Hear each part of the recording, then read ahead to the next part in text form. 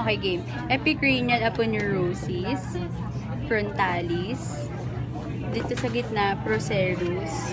Tapos dito sa part na to, sa ilalim ng frontalis, dito makikita yung corrugator muscle.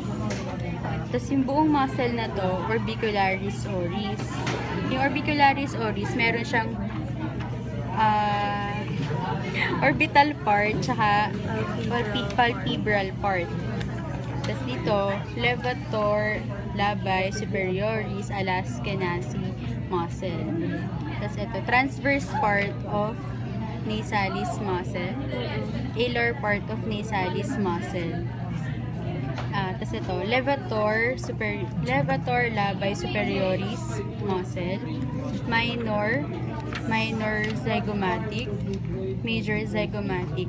Sa gitna ng minor tsaka major zygomatic, makikita yung levator anguli oris muscle. Tapos ito, risorius. Sa gitna ng major zygomatic tsaka risorius, makikita yung buccinator muscle. Buccinator muscle. Okay, tapos ito, ano to?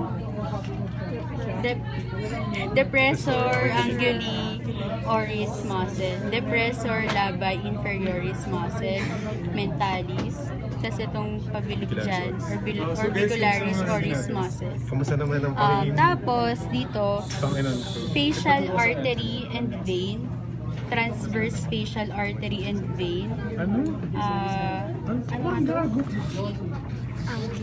Angular artery and vein. Yun lang.